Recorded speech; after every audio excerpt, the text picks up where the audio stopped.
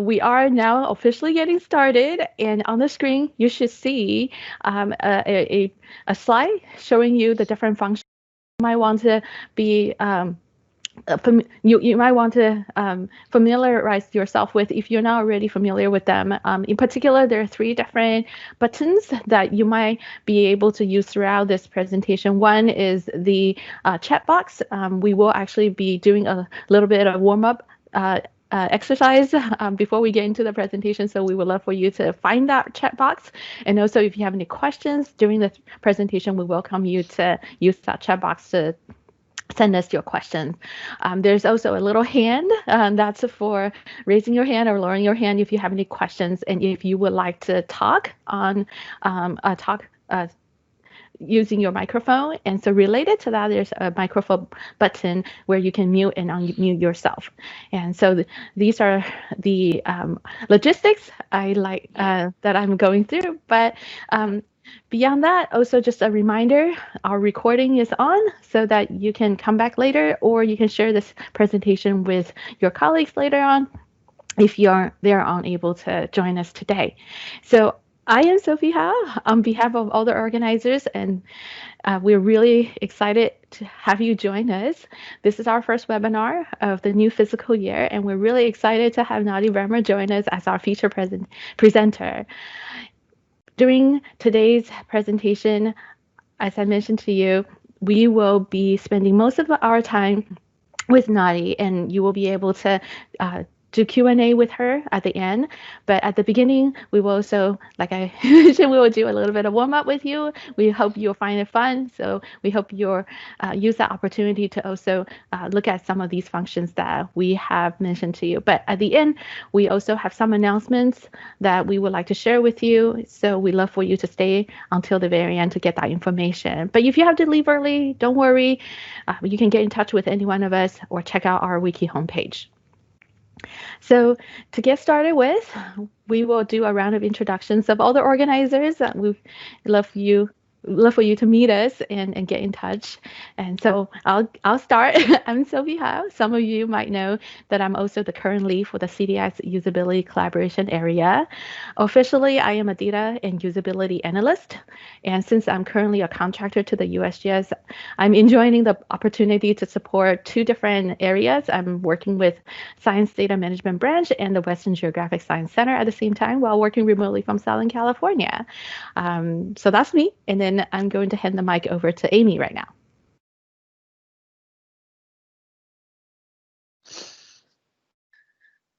Okay, now I think my mute is off. Hi there, I am Amy Poles with the Northwest Pacific Islands Regional Office of USGS, which is in Portland, Oregon, but I'm actually located about an hour east in the Columbia River Gorge, and I help facilitate coordination and collaboration for the Pacific Northwest Aquatic Monitoring Partnership. Over to you, Colleen. Hi, everyone. My name is Colleen. I'm a data visualization specialist in the water mission area of USGS. I'm currently based out of Madison, Wisconsin. I'm also the main email contact for this group. So if you want to get in touch or have any questions, feel free to ping me. Pass it to Dion. Hi, everyone. My name is Dion Zawani, and I work for USGS Cloud Hosting Solutions, which is headquartered out of Bozeman, Montana. I'm actually making my way to Townsend, Montana for a move this weekend. I have a background in both physical and human geography, and right now I help manage cloud services that are related to data viz, data lake technology, and this includes services like our USGS Tableau servers, as well as various GIS services. Now I'll pass it over to Ellen. Hey, everybody. My name is Ellen. I am also a data visualization specialist with the USGS Water Mission Area. Work pretty closely with Colleen. My background is in geology and the arts, and so this is a perfect mush of the two. And I'm really excited to be able to work with everybody in CDI for the data visualization collaboration area. I'm going to pass it to Katie, who's our newest organizer. She is going to say a little bit more about herself. So Katie, are you out there? Yes, I am. Thanks, Alan. Hi, my name is Katie Trickey. I'm located in Augusta, Maine. I'm a student trainee in the Hydraulics and Hydrology section of the USGS New England Water Science Center. I continue to enhance my data viz knowledge while pursuing my master's degree in GIS. I've also earned a graduate certificate in geospatial programming and web map development. My expertise include web app and website development, as well as working with other GIS technologies. The ArcGIS API for JavaScript is one of my favorites because you can customize every aspect of a web app. For website development and design, I enjoy working with SharePoint, HTML, CSS, and JavaScript. I have quickly developed skills using SharePoint to build hub and communication sites, as the demand for updating the USGS web presence continues to grow. When I attended the first webinar held by this collaboration area, I was so truly inspired because I had found others like me who share my passion. I hope this community continues to grow as we learn from one another in this exciting world of data visualization. Thank you. Great, thank you all. And so as you can see, there are 6 of us, and we come from different areas of the Bureau. And we, as Colleen mentioned, she's, Colleen is our primary lead, but you're welcome to contact any one of us and to ask us any questions or get any more information that you would like about the data visualization collaboration area. And since I mentioned at the beginning that the collaboration area is still kicking off, we just kicked off in July. There are still, our goals are still fairly new, and even though we got the survey results after our initial kickoff meeting, we still love for your feedback. But as you can see on the slide, our primary goal here, out of all these 3 bullet points, is that we love for this collaboration to be open and love to help each other out. So if you would like to give us feedback and join, definitely stay until the end of the presentation to see how Katie has set up different ways to join this community. And to warm up the audience, and to, again, I see there are more people coming in. There are more people probably just listening to parts of the presentation or parts of the introduction. We like you to participate in 3 different quick surveys, primarily for us to get to know you, but also just for you to tell us a little bit about yourself and get used to the different functions on the Teams on the Teams. So the first thing that we would like you to do is locate the chat box message thing, and in there, Amy has put in a link to a poll that is going to ask you what was the last type of chart or visualization you made. And when you get in there, you should be able to enter the code 9936338. Now that is at the top of the slide. So we see people are getting in there and able to give answers, and that's really awesome. And we're really seeing a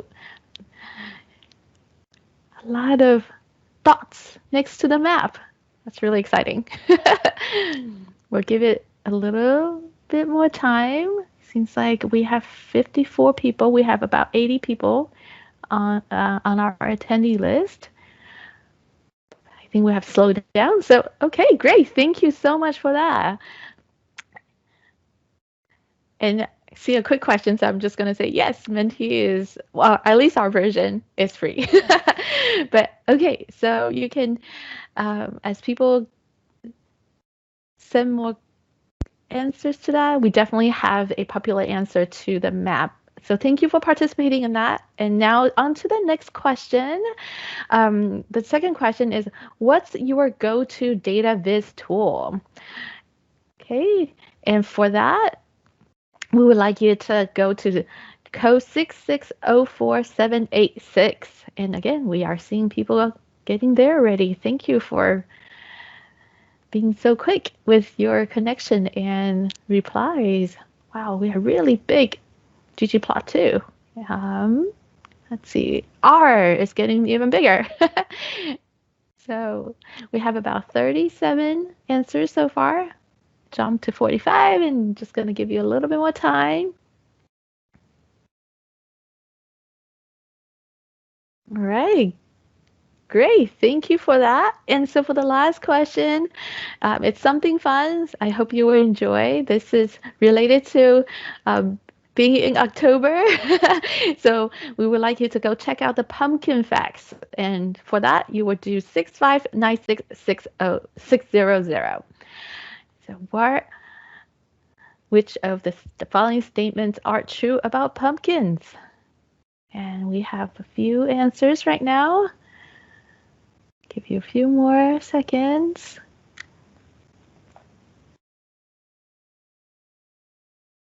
Ooh. Most people say that pumpkins are technically fruit. All right, so we're reaching 69 answers, so I'm just going to call it. And for the answer to this, actually everything is true except pumpkins are grown on every continent. So now those 32 people will know. But thank you for answering the surveys. I hope you're now familiar with all the different features, or at least the Teams tray, the function tray. But now we are ready to get started with Nadieh and her presentation. Colleen, I'll hand the mic to you. Thank you. Sure. So without further ado, I'm pleased to introduce you all to Nadieh Bremer. Nadieh's a graduated astronomer, turned data scientist, turned data visualization designer based near Amsterdam. You might be familiar with some of her work and seen it in places like the New York Times, Scientific American, or Google Web News, among many others. Because Nadieh is truly a superstar in the data viz world. And I'm personally thrilled to have her here because I'm continuously in awe of her ability to make art out of data and come up with innovative ways to tell a visual story. Looking at her work, you can really tell that she has fun with it. And I particularly love her spirograph art, which I recommend checking out if you haven't seen it. So thank you for joining us today, Nadieh, and I'll let you take it from here. Thank you. Thank you very much for that glowing introduction. Wait, let me first share my screen, my presentation. Oh wait, I hope that you're seeing seeing my slides. And yeah, so I'm going to talk about data sketches. So the thing is, I don't have much trouble saying no to something that I think I don't think I'll enjoy. However, saying no to something that seems awesome, I am really bad at. And that's why I've had a to-do list with personal projects besides my laptop since December of 2014, when I first discovered my passion for the visualization of data.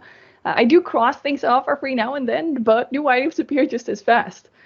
However, actually, in hindsight, I don't mind this permanent lack of having having no free time left to actually get bored, because I feel that my personal projects have given me opportunities that I didn't even know I was looking for. And my favorite personal project is the one that I want to share with you today. And it's a year-long collaboration that I did with Shirley Wu, who is, like me, also a data viz freelancer, although she's based in San Francisco and I am from Amsterdam. So to set the scene, a bit of background, Shirley and me first met virtually in a data viz Slack channel before meeting in real life a few months later at OpenViz, where we both had the honor to speak. OpenViz was a conference around data visualization.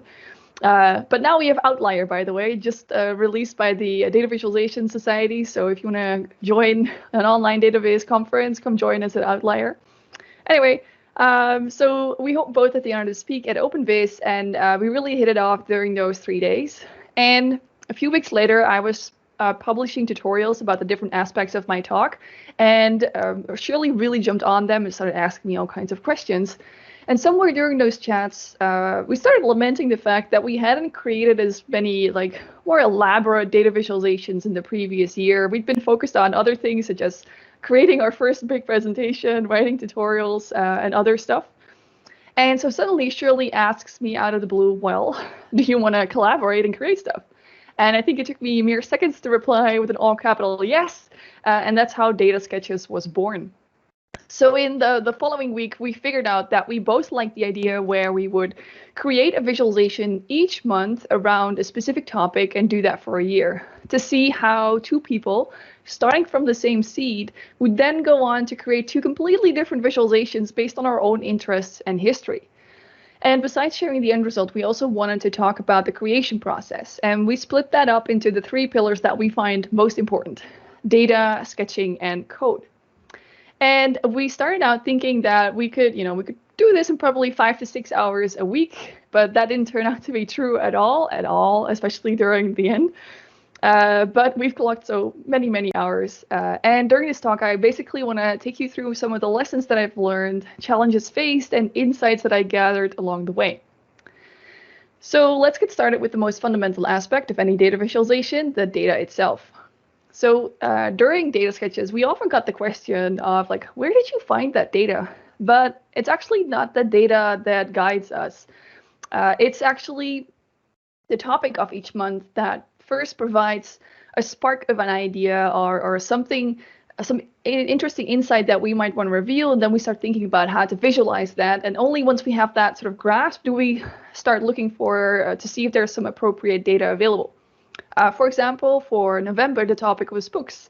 And I'm personally very interested in fantasy books, and I thought, well, maybe I want to actually investigate if there are any trends in the themes of titles of fantasy books. So that's very specific. And once I know that sort of more concrete angle, then I do nothing more special than just Google the web using the words data or data set combined with the sort of the idea that I have.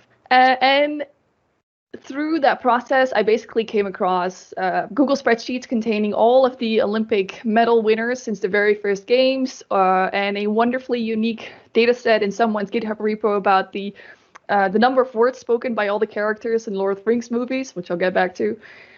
Or I found a gigantic family tree of 3,000 people connected to European royal families on a really not so good-looking website. So I also learned that the quality of the website, like how it looks, says nothing about the quality of the data. And there are also places where you can actually find data, but it's not in some ready-to-download format. So in those cases, I actually have to scrape the logical layout of the website and put it into a file with the help of some code. For example, the IMDb website has a pretty advanced search functionality, and it returns a list of movies. And each of these movies is contained within a set of divs and other HTML elements. So I can just download the entire HTML, and then with the help of some code, which I usually do in R, I can look for everything that follows a specific styling. For example, of the movie titles could be contained within a header of class, like movie title. And also actually on, there used to be an Amazon author rank. I actually figured out this week that it doesn't seem to exist anymore, but it actually, a few years ago it did, and from there I actually scraped the 100 best-selling fantasy author names, which I was then going to use for that fantasy books project. And sometimes you can also find great information sources tucked away in APIs. I have to admit, though, I don't often use these because they can be a bit of a hassle to set up.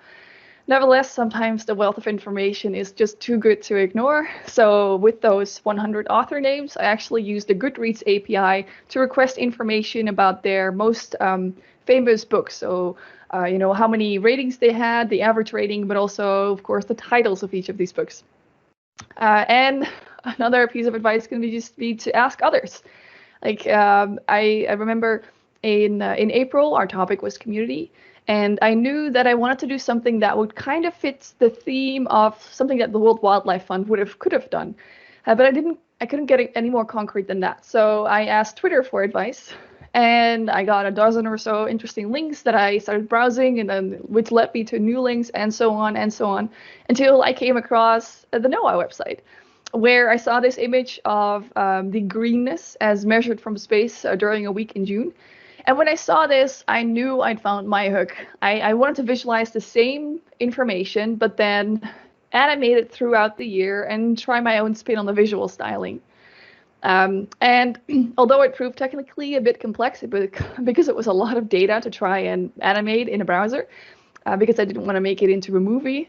That was more of my own technical thing, never mind. But eventually the visual itself became pretty simplistic with just, I think, a simple title and a legend was enough for most people to understand what they were looking at. And finally, you can create a dataset completely manually, no code required. So during our nostalgia month, I dove back into something that I was a big fan of during my teens, Dragon Ball Z. And I'll also come back to this visual later, but I found these interesting lists on the Dragon Ball wiki page that had all of the fights that occurred during this anime, which for an anime around fighting seemed pretty appropriate. So I just copy pasted all of these lists into Excel, and then with the help of some Excel's functions, kind of split that apart into different things that I needed and manually cleaned it. And it took me about 2 hours to get the data ready for these 200 fights, which I still think is way less time than if I tried to write a scraper to handle all of the little nuances in these lists. And I did once spend 2 hours trying to find a proper data set on the characteristics of butterflies, and then had to resign myself that the best options seemed to be contained within a website called Gardens with Wings. And again, I felt that writing a scraper to go through this semi-structured website was too much of a hassle, so I just clicked on every butterfly and copy-pasted the information that I needed into a final data set of 87 different butterfly species. So what I hope to have shown you with all of these examples is that there's not just one specific way to find data online. It's not just all Excel sheets and CSV files. If you think a little bit out the box, data can be found in so many different ways, and you can even do it manually. There's a lot of manual labor that also went into the data side of all of these data sketches projects. However, I guess lots of you know that even though you found a data set somewhere, you probably have to do some sort of process to get it ready for the actual visualization. So diving into what those kinds of things could be, for August, our obvious theme back then was the Olympics, especially because we are both big fans. And I ended up visualizing about 5,000 gold medal winners since the very first games in 1896. And each of these circles here is a group of similar sports. We have water sports and ball sports. And then within that, each of these slices or feathers is a specific sport. So we have athletics over here, which is gigantic, artistic gymnastics over here. We have the first edition going outward to the final edition that we had. And then on the reddish background, we have the female events. On the bluish background, the male events. And then finally, each medal itself is colored according to the continent in which the country lies that won. So blue is Europe, and red is the Americas, and black is Africa, yellow is black is Africa, yeah, that's Asia, and so on. And when I was creating this, I was actually really surprised to learn that tug of war used to be an Olympic sport. I'm kind of sad that we don't have national tug of war teams anymore. I think that would be pretty cool. But anyway, while I was creating this visualization, I saw that there were some errors in the data. For example, I found the data from 2 articles that The Guardian published in 2012 for the Olympic Games in London. And so I took that and I was playing with it, and I saw that, for example, the hockey medal was missing from 2012. So suddenly my confidence in this data set dropped drastically, even coming from such a respectable source. So I knew I had to sort of figure out where the missing things were, what might be wrong, but I did not want to have to check 5,000 medals manually, so I found a proxy instead. Because on the Wikipedia page, you can find the number of events that occurred during each edition, which I then compare to the number of gold medals that I had in my data set. And if there was a discrepancy, I then investigated further to figure out, where and why. And that's how I found out that for some of the editions, the horses were also in the dataset, which made for an interesting read to suddenly see Princess and Sissy and Lady Murka as women winning gold in the Olympics. And there are a few more of these funny things in there and other things. And I made some changes, and I got it to the point where I trusted my data again. So I guess the lesson here is, and I also need to keep learning this, and that's that you really need to get a feeling for the accuracy and completeness of your data, because missing data can actually be harder to find than wrong data. And you don't always want to or can check every value against a different data source, even though that might be sometimes the best option. But then in those cases, try and consider your answers and compare that to plain common sense. Can a value be higher than 100%? Is this total sum roughly what you would expect of it? Those kinds of things. So staying with the Olympics, I also actually want to talk a little bit about data preparation and how that can be connected to creating more exotic and unique visualizations. So the standard bar and line chart are so common that you can create them with whatever tool that lets you do data viz. You simply supply the data, and then the tool does basically the visual heavy lifting for you to put it all on the screen. And the more that you start to deviate from these standard charts, the more that you'll have to supply other aspects of the data as well, such as where on the screen should the data be placed. And it takes a little bit of time to figure out and calculate these things, but it can get you some truly unique and effective results. So for example, the Olympics piece, in essence, it's nothing more than a whole bunch of rotated and stacked bar charts. And each of these slices follows the same concept, but they also depend on what came before. And initially, I write all of my visualizations using JavaScript and HTML and D3 a lot. Initially, I was trying to sort of calculate how far all of these inner slices would have to be rotated based on what came before in JavaScript. And after having written 30 lines of code and still not achieving something that I knew I could do in R, I basically took those preparations into R as well, even though they had nothing to do with the data. So I call them visual variables. Like they're nothing about the data; it's all about the visual. So actually, I ended up pre-calculating more. I pre-calculated the initial sort of angle where I would need to start, and then how far each of these inner slices would have to be rotated based on what came before. The only placement variable that I kept calculating in JavaScript so I could easily shrink and expand the circles based on screen size was the year scale going outward. But even how far each metal would be offset from the center was something that I pre-calculated in R. So lesson again is it's perfectly fine to pre-calculate these visual variables and attach them to your data or have a different data set to it. It's fine to not do your visualization all in the same tool, to go from clean data to visualization all in the same tool, because sometimes it's just easier to do it otherwise or in different tools. Like I like doing lots of stuff in R and then the visuals, really purely visual stuff in D3. But also sometimes with some visualizations, they require a lot of heavy calculations. For example, if you want to do a network, that actually requires a lot of heavy calculation, making the website slow to load. And if it's going to look the same for everybody, or almost everybody that opens the page, why not do that once, save the locations in a file, and then for everybody just load up those locations. Like those are like small examples of how it's sort of relevant for me, but maybe for you in a different tool could be relevant in different ways. And going on to sketching. So Shirley and me filled many pages of our notebooks with sketches because they help us think and lay out ideas beforehand. And my sketches are often very simple. I really only focus on the main abstract shape that I want to fit my data into, like colors and layout and details. These are things I only vaguely think about but don't act on until I have the data on my screen. And that's because it's just no use to spend time on these things until I figured out that the data actually works once I've morphed it into that main shape. For example, for the Olympics piece, I was actually inspired when I saw an image of a peacock feather where it would basically place more emphasis on the outer, the more recent editions. But I had no idea if that idea would work all right once I finally had these 5,000 medals together. So I had to see if that would work before moving on. In this case, it took a few steps to get to that point where my idea was actually functional. But here it finally was. And then I was looking at it and I could see some interesting insights. So then I thought, okay, now I can actually continue and think about these other aspects. However, one thing that I have though with networks is that it's really hard to draw or sketch anything less abstract than just circles connected by lines. And that's because the best shape is so inherent to the actual connections within the network.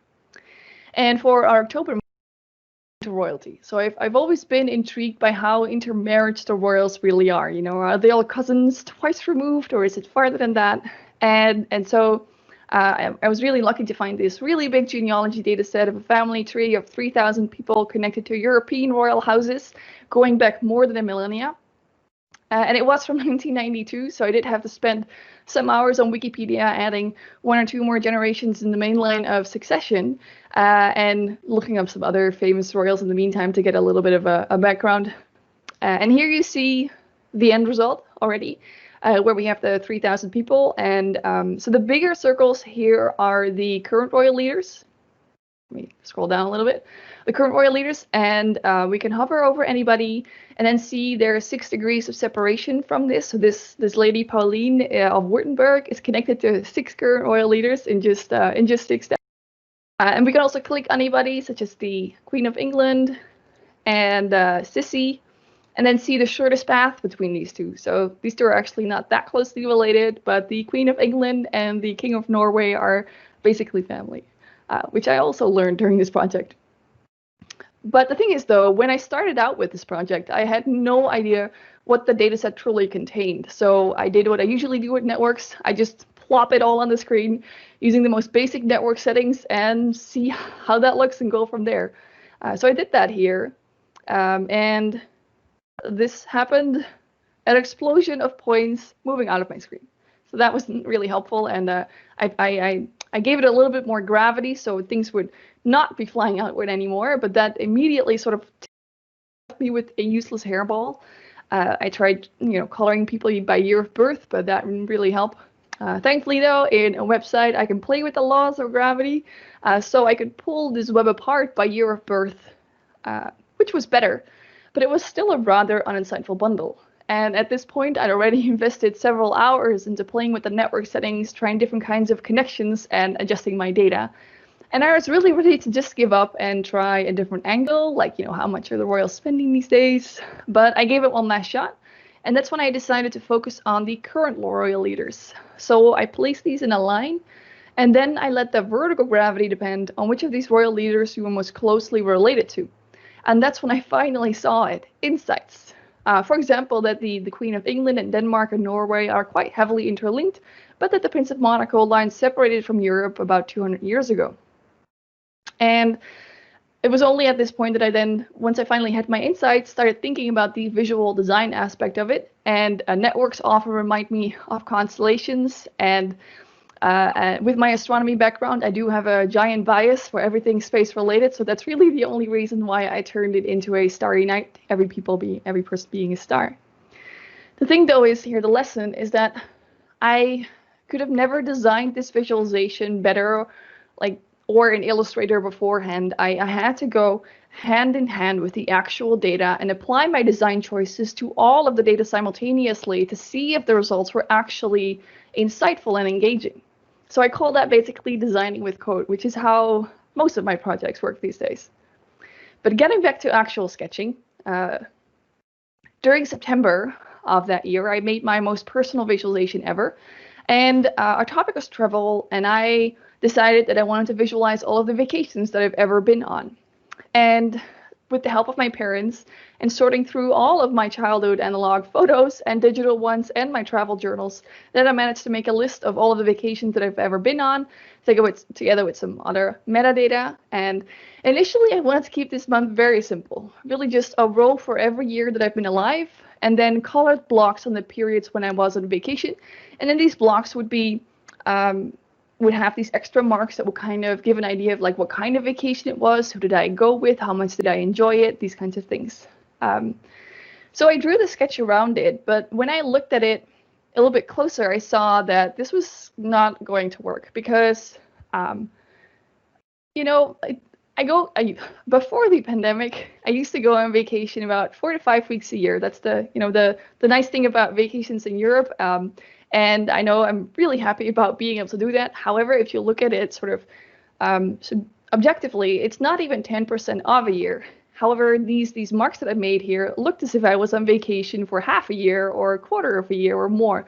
So if I were to actually make this idea into a reality, most of these boxes would be so small that it wouldn't really visually be anything. It would mostly be empty white, which wasn't what I wanted to do with this visualization.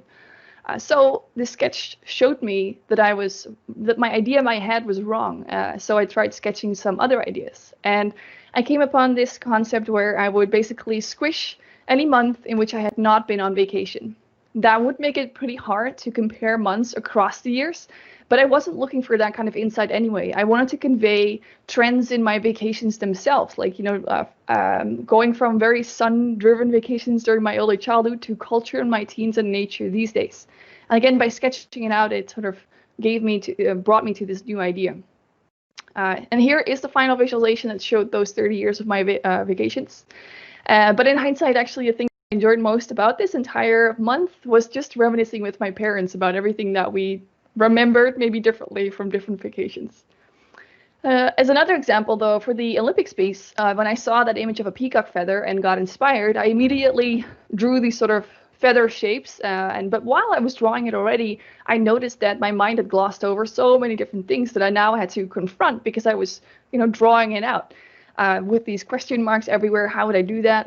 And the next day, I talked to a friend at work about my idea, and started drawing out these sort of concepts. And again, while I was drawing it out, I came across sort of logical thinking errors that my mind was glossing over, and I only was confronted by it by drawing it, and I can't draw stuff that doesn't actually logically work in a way. So it's really only by drawing it out several times, figuring out what was wrong, did I get to a concept that would work in the end.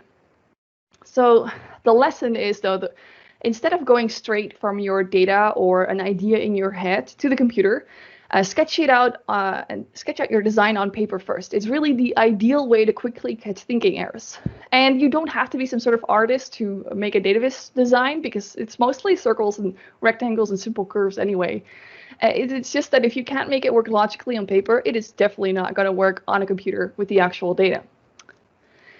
Another thing that I try and do while sketching is to think about how to add extra details, how to create more context around the information that I want to convey.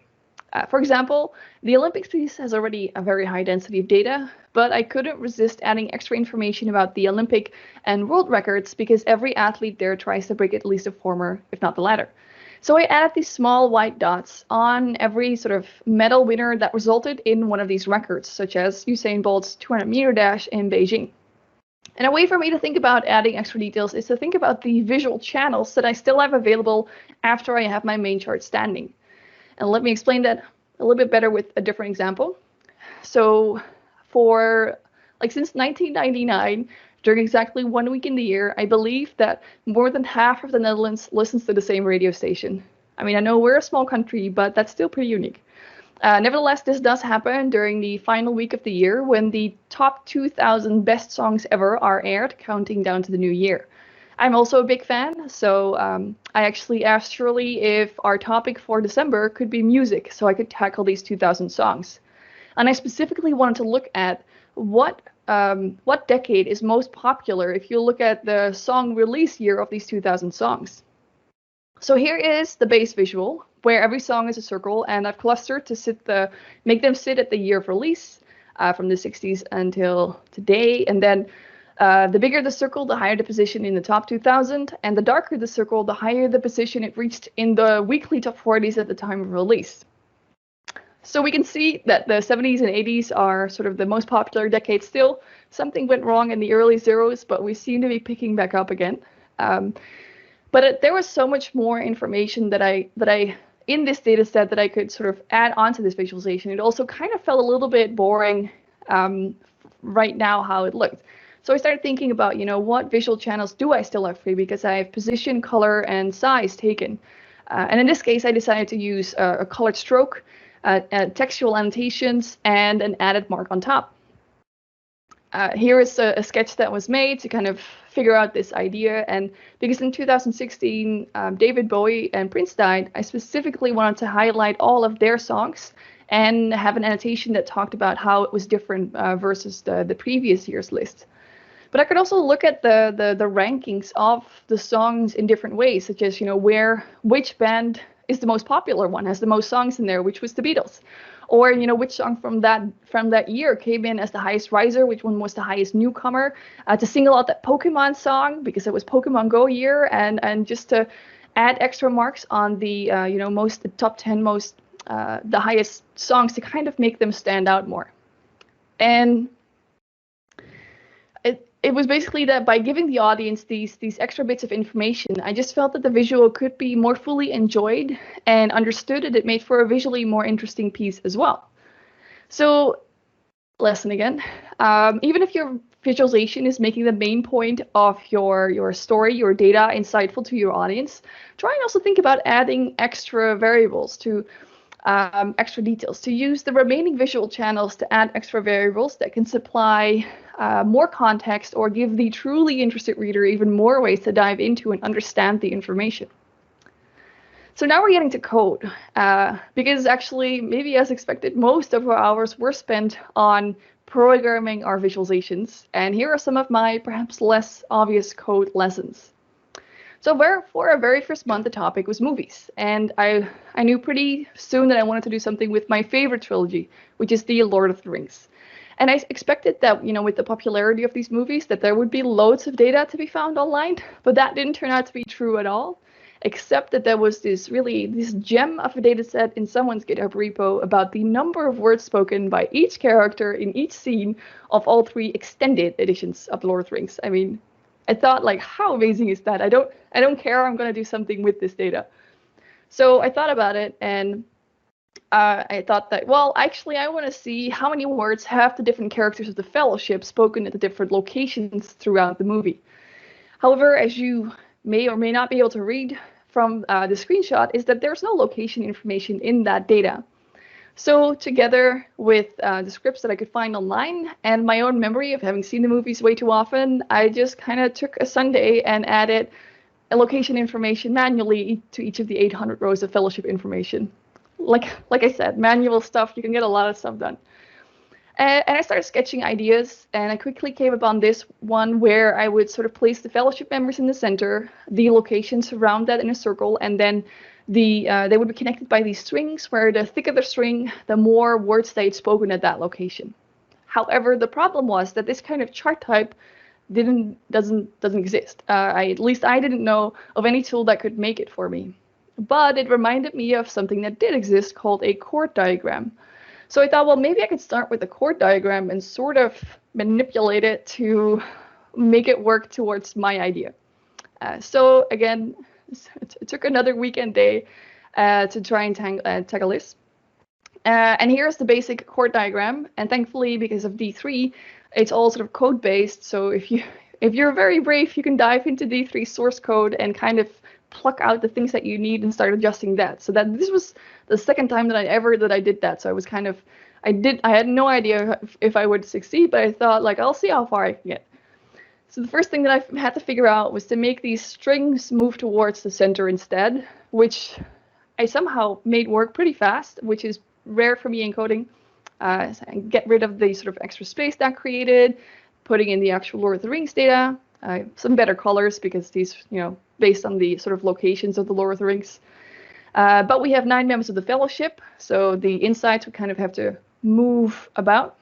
But now I was seeing that my original sketch wouldn't quite work because it was creating a lot of sort of busy stuff in here. Thankfully, though, the data was structured in such a way that it had a very nice, almost 50-50 split. So again, looking at the code, I pulled them apart, just a sort of horizontal offset. However, now I felt that these sort of strings here and here were looking a little bit weird, not natural at all. And that's when I finally took it upon myself to learn how to create these shapes myself. So D3 generally works with creating SVGs, scalable vector graphics, and these are sort of mathematical formulas on how to create shapes. And what I did then finally was learn myself how I can write these mathematical formulas. They're not hard, it's basically just curves and lines and stuff like that. But it did take some time to get used to, which was the thing that took the longest in this project, figuring out how to make these lines myself. And oh no, I see my font has it loaded for the ring inscription at the end, that's weird. Anyway, that's how I basically ended up with a new chart that mutated from D3's chord diagram. I also added some slight interactions so people would be able to get some more focus, such as hovering over a location, seeing everybody that spoke there, but also hovering over a person and then seeing all the locations where he spoke. And also adding a little bit of sort of information, like this little text box over here, about something that I had realized from this data set specifically that I hadn't realized before, such as Boromir, who's really only alive during 1 movie, he still manages to speak more than Legolas does in 3. Which I didn't know. So my lesson here was, and I use this very often, is that many people have done amazing things that you can use. So even if you think that you are, designing or creating something new, that doesn't mean you always have to start from scratch. So I generally try and find the thing that most closely resembles my design and start adjusting that. So remixing that to what I have in mind. And since starting data sketches, there's actually nothing that I learned more about than creating custom SVG paths and how many more possibilities they can give you or gave me in terms of shaping my overall visualization. From simple curved lines instead of straight ones in the royalty visualization to these sweeping arcs in my visualization about fantasy books to the feather tips that I really did create for the Olympic Feathers project, but that never saw the end result.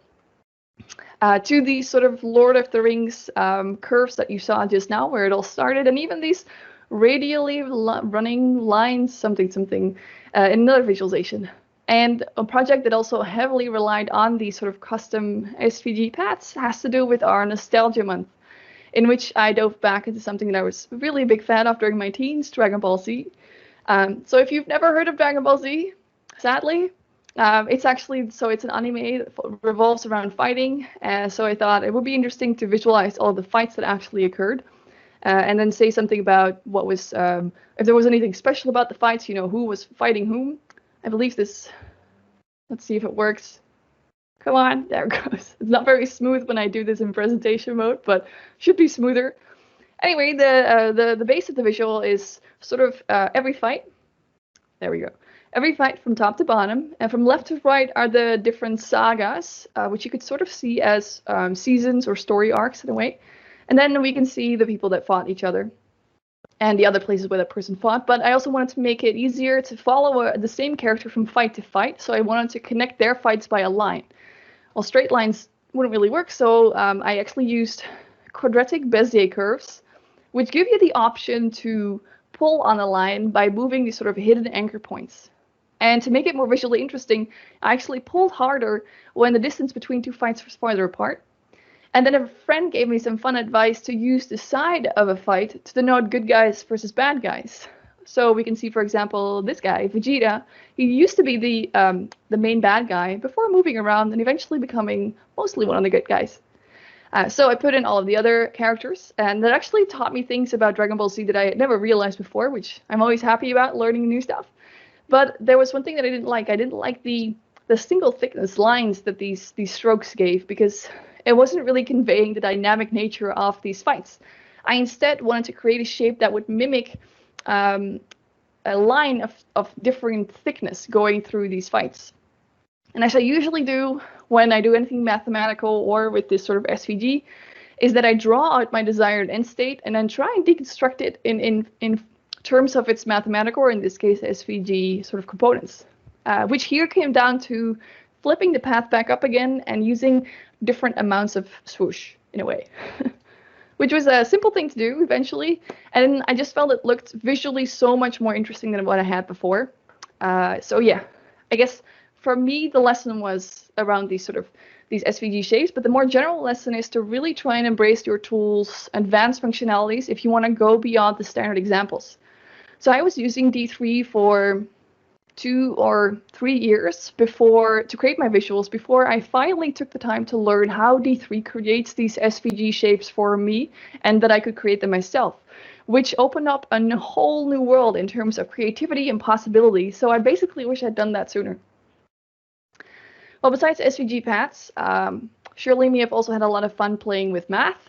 And here, for example, is my addition to our collaboration with Google News Lab, where I looked into the most popular words, like single words that get translated into English via Google Translate. From the most popular words of 10 chosen languages to the top 10 for these languages, and finally the similarities between these languages. And initially, I wanted to visualize this sort of the most translated word for this top as a very kind of natural string, like the top 100 in a string, and then with these words in between them. But for the life of me, I could not figure out how to create a sort of an interesting, natural-looking swirl from a mathematical viewpoint that would scale and update to different screen sizes. So eventually, I decided to go with the idea of beads on a string, slowly zigzagging down. I always tend to make then errors in my math, which reveal themselves once I finally programmed it. But I got it to the point where it was working the way I intended it to. And now, depending on the screen size, you either have 4 beats or 3 beats, or on mobile, it's going to be 2 beats wide. And another one of the like the visuals on this page that proved a little bit difficult was an interesting math puzzle to solve, was this one with the similarities. So I wanted to connect each of the languages that had a commonality in their top 10 most searched for words. And initially, though, I actually wanted to have all of my visualizations build up completely out of the words that they represented. But when I got that working, I saw that it was a complete mess, total chaos. So I had to compromise and then only put the words on the lines moving towards a central sort of language. However, in this case, it actually became pretty important that the word was placed in the most upright manner possible, but that actually gave quite some convoluted calculations in terms of these sort of curved paths that they were being drawn on, which became very obvious when somebody would click one of these languages to move it to the center, which I don't think people would expect the lines to kind of flip around in some of these cases. So then again, I went back to my notebook, tried to figure out how to solve it, and it took me a few pages from my notebook before I finally saw the pattern and figured out how to solve it. But here is what I think people would expect to happen when sort of two of these things change position. I hope that animation kind of works across the internet as well. So yeah, my lesson here is very simple, learn to love math if you don't already, and especially geometry, because it's so often a great help in trying to figure out sort of these very visual problems of placement and such. So I want to end with one of my favorite lessons, and our February topic was nature, and I always wanted to do something that was more along the lines of generative or data art. And the apparent randomness of happening in nature seemed like a very good place, like a very good combination. And it also reminded me of butterflies, how their movement also kind of feels random to me. So I wanted to kind of mimic butterfly-like paths across the page using butterfly data to style these lines. So for example, I would use the color of the butterfly to kind of pick the color for the line. Different species would be the different line types, and then the bigger the butterfly, the thicker the line. And then I just used, I don't know how many random number generators and inspiration by the works of Jared Tarbell and Inconvergent, and just let my butterflies free across the screen. And this is the only month in which I make no attempt to make my data insightful. It's really just all about creating something that would kind of hopefully mesmerize its audience as the screen just kind of fills up. And creating a sense of delight is really an important factor in terms of keeping people engaged, especially in the more complex visualizations. And it can be done in quite interesting and diverse ways. For example, on a flight back home, I was without Wi-Fi, so I couldn't really do anything very important. So I just kind of created an animated legend for my visualization about fantasy books that I was working on at the time. Or having animated GIFs of the most memorable moments in Dragon Ball Z attached to certain of these fights. Having a hover, like an interactive version of my visualization about these songs so people could really see what song every circle is. Or just placing like this mark on top of the top songs so they look like tiny vinyl records. Or having annotations about weird and silly events that happened during the history of the Olympic Games, such as Henry Pierce having to stop for ducks during the rowing event, but still managing to win gold. So yeah, it's really, although getting the data on your screen in such a manner as to make it insightful is key, it's also the other things to add, such as animations, annotations, weird legends, GIFs, and more that basically will make your visualization more unique and special and more of a delight to investigate. So take the time to think about these things as well. So I completely lost sense of time, so I'll just go through my final two small sections really quickly. An important aspect of doing a collaboration is the fact that you're not in it alone.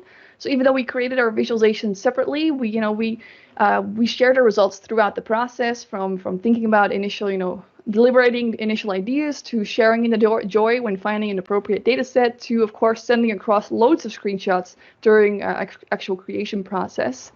And we started out as two people that kind of knew each other and had a good time at a conference, but we ended up becoming great friends and even working together professionally here now and then. And basically, I can say that if you ever want to work together on a big project, maybe you can try and partner up, because I feel that they will keep you going more longer, because you don't want to let them down, basically. You also get inspired by seeing what they do. It is good, though, if you partner with, like, if one of you is at least responsible, so you don't both slack off, and that it's someone that you respect and that you trust, or that you think you can learn to trust, because that's crucial in giving and receiving feedback. Another thing to keep in mind, though, is that the bigger projects, they get hard at any point, at some point in time. Even though you're really enthusiastic right now about something, at some point it will probably have a bad day. But just keep going, even if you have a bad day, just stop and try again on a new day. Because with every new project that you create, you are learning new skills that you can then use for your next projects and things that you want to do. And although I've been taking you along on a journey through my favorite projects, Shirley, of course, also made a visualization on her own spin on each topic. And two of my favorite ones, this one is Film Flowers, in which she took the top summer blockbuster movies for every year that she's been alive and turned them into flowers, where every aspect of the flower is sort of a data thing. And it creates this really artful, nice-looking visualization. And the second one is her visualization for Hamilton, for our Books Month, and she actually started on this 3 months prior already, because she's just such a big fan of Hamilton, and she made this entire story about all of the lines spoken in the musical. And it's really just so nice to see this sense of delight while scrolling through and interacting with the different elements on the page. So I can definitely advise you to please check out her other months as well, because they're each fun and unique and gorgeous takes on our topics. So to end, during this project, I've learned that you can find data in the weirdest places, that it's not blasphemy to pre-calculate visual variables, that sketching helps weed out thinking errors, but that you can also sketch with code, that SVG paths are amazing and math is too, but I kind of already knew that latter part, and that surprisingly small things can create a sense of delight for your visualization. And we didn't set out to learn all of these things and be confronted by them. We just wanted to have fun, and in that we definitely succeeded.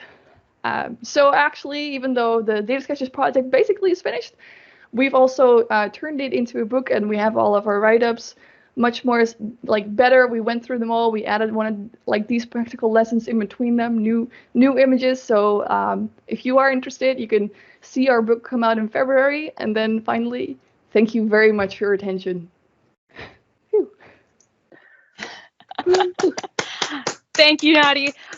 Everybody, you. you can turn on your video and audio, and we're going to do a raucous round of applause, because why not?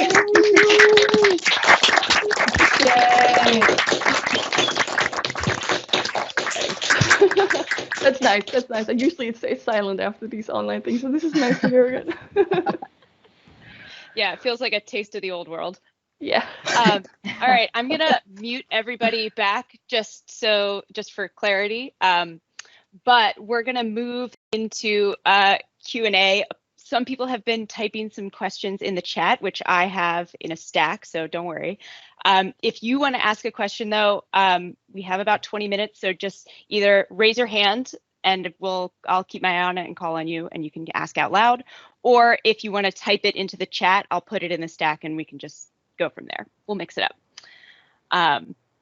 Wow, that was awesome. Thank you so much, Nadieh, for sharing all of that. I absolutely loved watching everything, and I loved everybody's reactions in the chat. Whoever put up the GIF of all of the hobbits clapping, A+. That was amazing. So how about I just read off some quick questions that were in the chat. Does that sound okay, Nadieh? Sure. Okay, so there was a question from Emily Silverman about you do a bunch of processing on data sets and cleaning them up to use in your visualizations. Do you ever then make those public? Yes. Well, for my personal projects, I always make them public, so they're open GitHub repositories, and there's also the data inside there. Sometimes, if I can find sort of the enthusiasm, I write about the data specifically, like how I cleaned it and how I went about it. But not always. Sometimes I just put the final stuff there. But I also sometimes write endlessly long design blog posts on my website, where basically I also talk about a lot of the design, a lot of the data preparation that I did. But only for personal projects. For client projects, I can't do that. Totally, I understand that. What about for when you do digital sketching? This is a question from Victoria Scholl. Do you have favorite either apps or specific tools that you like to do when you're sketching? Yes, yes. So I definitely have a favorite app. It's pretty unknown. It's called Tayasui Sketches. Let me just type it out. Tayasui Sketches. I find that I know that a lot of people use Procreate and also a lot of people use Paper, and I find that this one is somewhere in the middle in terms of number of options. So it has more options than Paper, but it doesn't have so many that I'm drowning in the number of options and always like in these drop-down lists trying to find exactly what I'm looking for. So I always love the Tayasui Sketches. But I also do actually, let me just grab it. I also do a lot of drawing just with plain pen and paper. And I have these sort of small pocketbooks that I generally, when I go out, I just keep them with me. And then maybe if I have an idea somewhere, I start drawing it out in the train. Again, before the pandemic. But even now, I kind of like drawing on these just small paper notes. I might sit in a chair in the living room and just kind of start drawing. I really like the small size of these things, and that's my two go-to things really. Yeah, that's awesome. Yeah, I feel like everybody has their own favorite one, but I love hearing the diversity and variety of all the things that people have used for this kind of stuff. Yeah. I have a question from Lindsay Platt about designing for desktop and mobile. I noticed after your word translation ones that you had some different coding based on the screen size. And Lindsay wants to know about your how much time you spend designing for one or the other or both, and if you have any advice for how to do that when you're trying to make something that functions for both.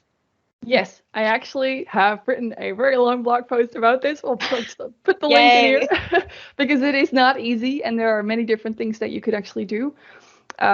So for data sketches, that project with for Google News Lab was the only one where I truly did something different for mobile, and that's because it's just hard. It takes a lot of time to do, and these were just fun projects. So I really only kind of wanted to focus on the desktop one and didn't care about mobile because it was just personal stuff. But for some client projects, I do need to do that, and it does make things a lot more complicated because there are different. Not just the fact that it's different screen sizes. If I go from a desktop where I have so many pixels that I can work with and I suddenly have to kind of fit that into a really narrow thing, that sometimes means that I need to compromise and do something simpler for my desktop idea to make it visually in sync with the idea on mobile.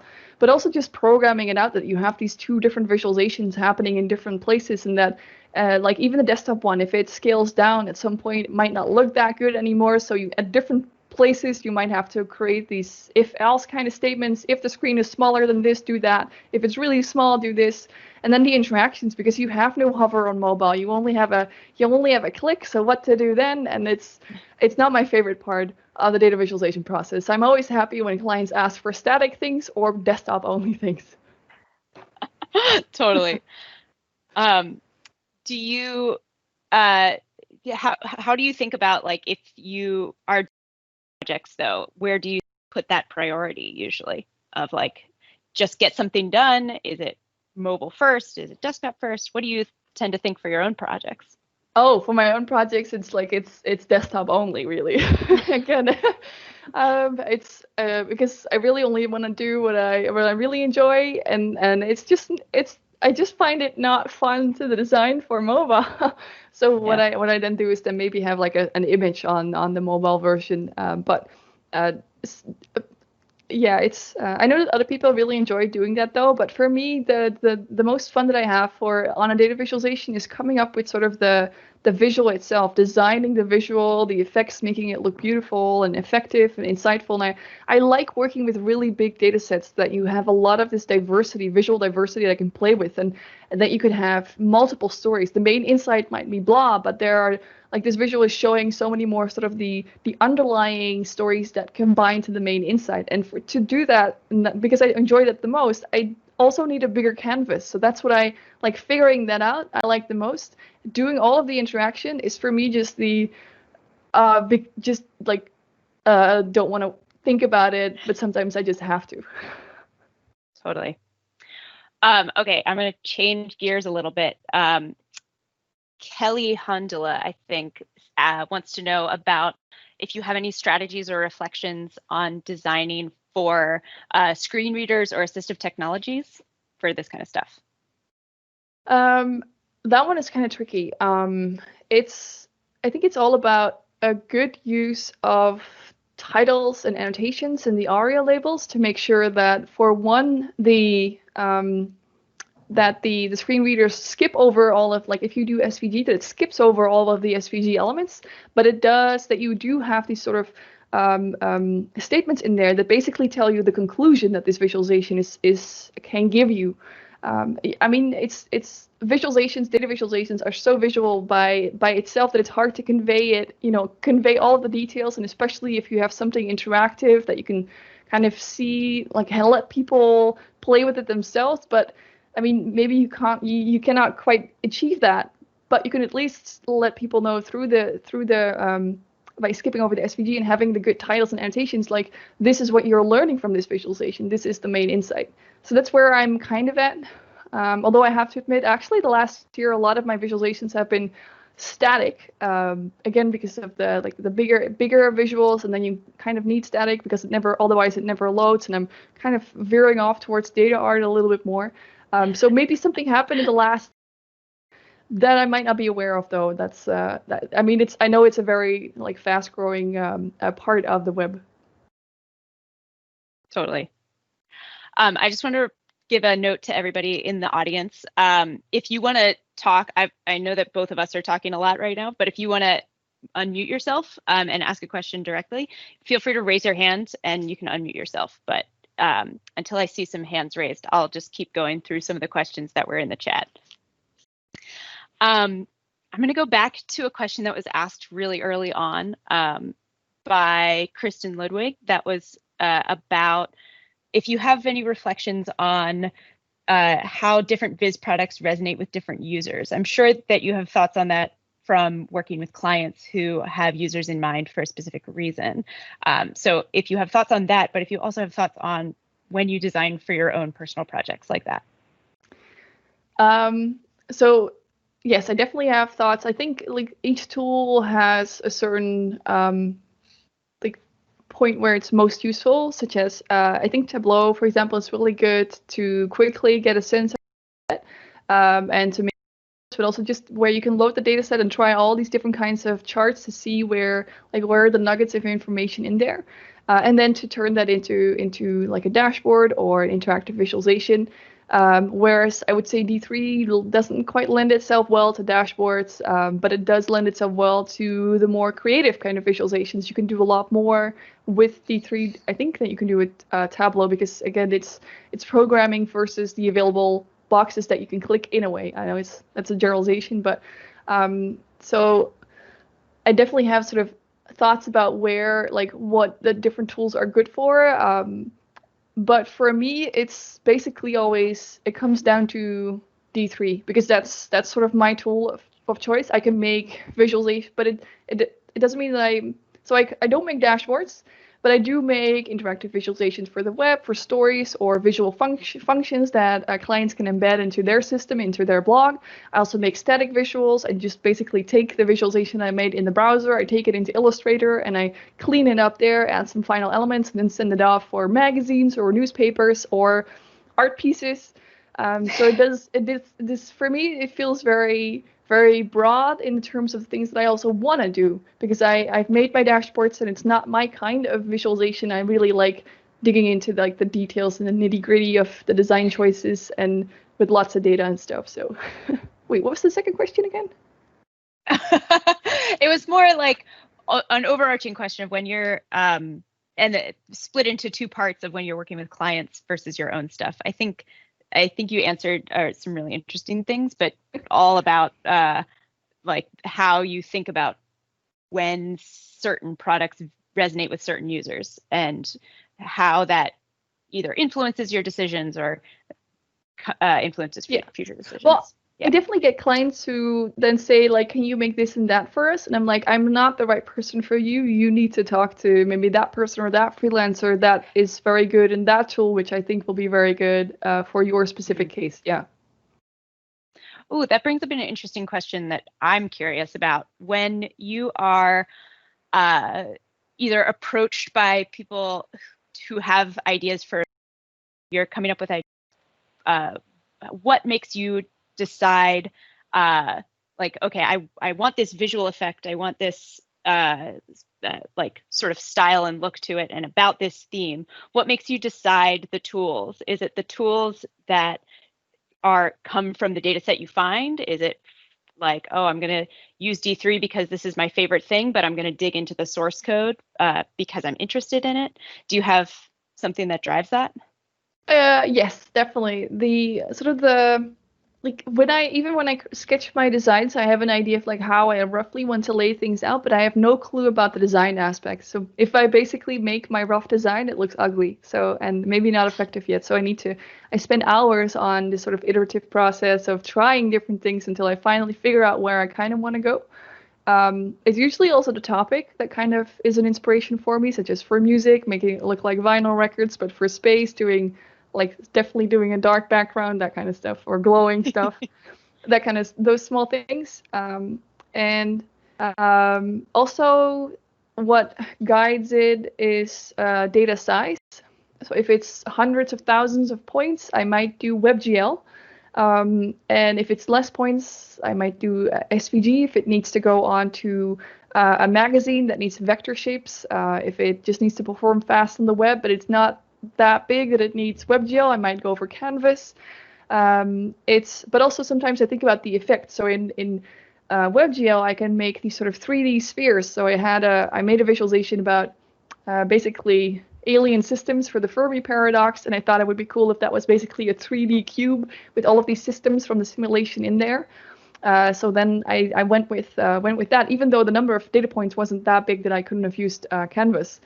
And I've also been looking into Blender, which is an open source tool to make these really cool 3D animations. I don't even quite know what it's best known as, but you can create these amazing 3Ds. Like it's basically Pixar, but then open source. And I thought, well, maybe you can actually, it has a Python API, so I can load up my data, maybe make some like data visualization in there. But I'm still too new in that. That's if I had a personal project, I might think, well, maybe I'll try Blender this time. I do try and learn the new tools, the new things that seem cool, and figure out what I can do with it through my personal projects. Haley just typed a question that seems to stem kind of nicely from this, so I'm going to skip ahead. She wants to know, when you're designing for like a specific audience in mind, how does knowing the audience change your approach to how you're visualizing the data? And do you have any thoughts on incorporating user feedback, whether from that specific audience or from other collaborators or something like that?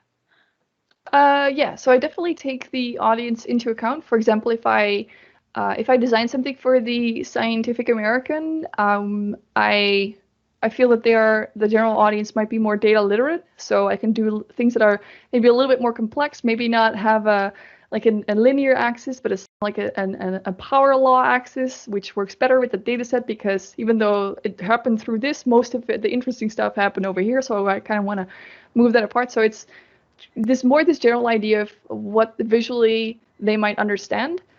If it's more of a general audience, my design will kind of I really try and take that step back and see if it's easy to grasp what it's actually showing.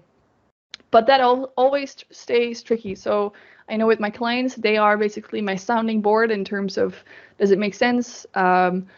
Do they understand it? They then show it to their colleagues and ask for feedback. I also have asked for the bigger projects. I definitely ask my friends for feedback. If it's really important, I will do the dad test, where I show it to my dad and see if he gets it. Because I know that's kind of, you can do so much better user testing, but the things that I work on are generally these very sort of marketing kind of one-off things that it's like nothing that I've ever made is about saving lives or other very important things where you definitely need to do that. It's really just about an article in a magazine or a press release, the chart, or an artwork. So for me, it's very sort of small, but I do my best.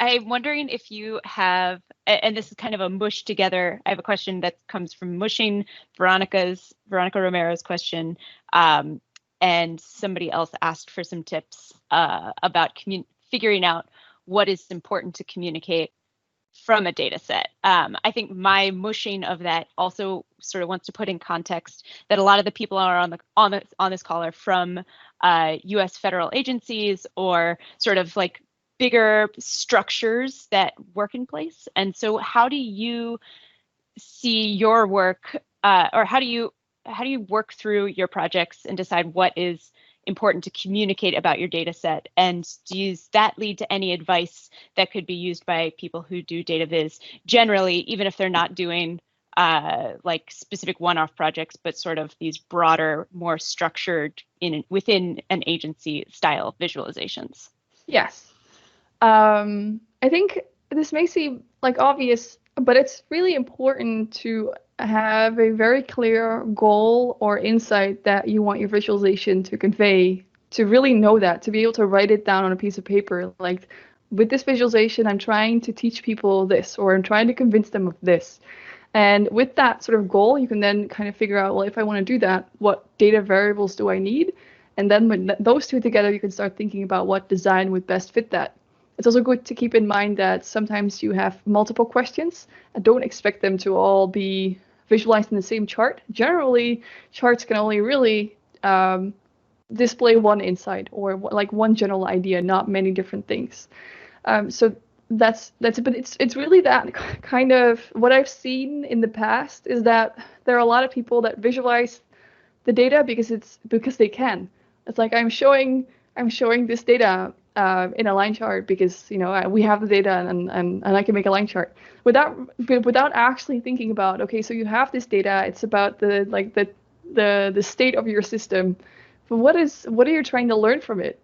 Well, then they don't actually know. It's like, yeah, I don't know what we want to learn. I want to teach these people. So I do have those clients, and then I really if I figure out that they actually don't know what they want with their data, I kind of just have calls with them to try and talk about it. It's like, what should people learn? Why do you want this data visualized? What is the goal? And then some clients, especially the more scientific ones, they might take 10 minutes to answer to my question about what should people learn from this chart. And then it's like whittling away at like, okay, so what is like, if you put that in one sentence, what would that be? And like, maybe there are a few more of those.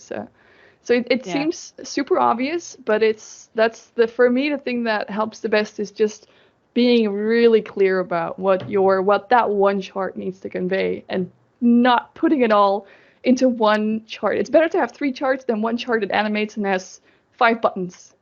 Yeah. Totally.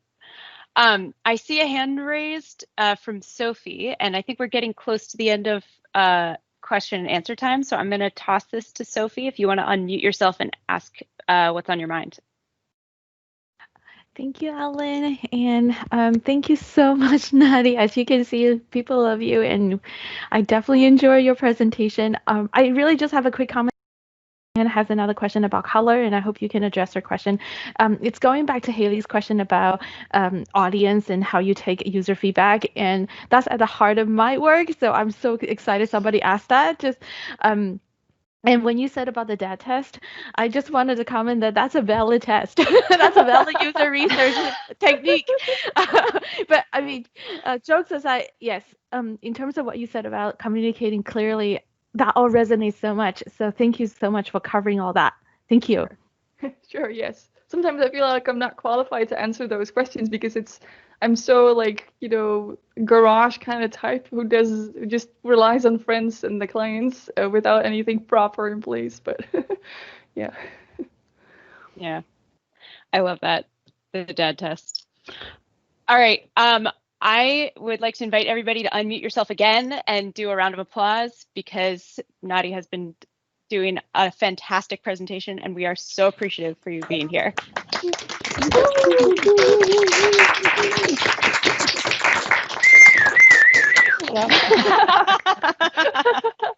I love it. So I am going to pass the mic over to, I think it's Katie, Katie and Amy. Amy's going to screen share. Katie's going to talk a little bit about what comes next for CDI Data Viz and all of that kind of stuff. So Katie, go. Thanks, Ellen. Nadieh, that was amazing. I just wanted to say that was incredible. All right, now on to our exciting announcement. We have a new Microsoft team. There are 2 ways that you can join, and Amy will put these links in the chat. If you work within DOI, then click on the Join Our MS Team link. If you work outside of DOI, click on the Request Access link, and then follow the team access instructions. This information can also be found on our Confluence wiki. Lastly, what better way to kick off a new team than with a fun activity? It's called Introduce Yourself with a Viz. The guidelines are simple. Make your own graphic visualizing any data about yourself in whatever tool you want. It can be something you make, or you can share a visualization that inspires you. Be creative, and remember, paper and pen can work magic.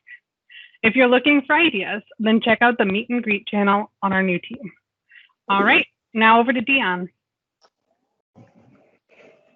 Thanks, Katie.